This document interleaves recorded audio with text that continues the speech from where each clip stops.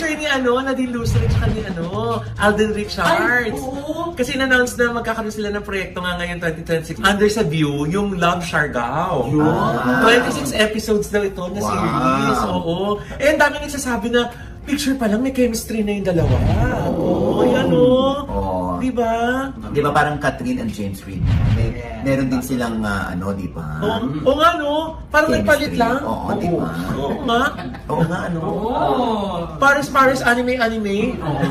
Di ba? Good luck kay Alden at kay Nadine. At good luck din kay James Reid at kay Catherine Bernardo. Yes.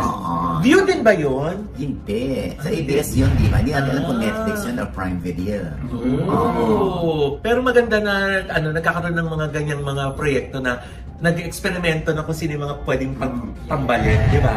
Oo. Kasi kita mo, sino magkakalang picture pa lang, ang lakas ng chemistry ni Nadine at ni Alden. Di ba?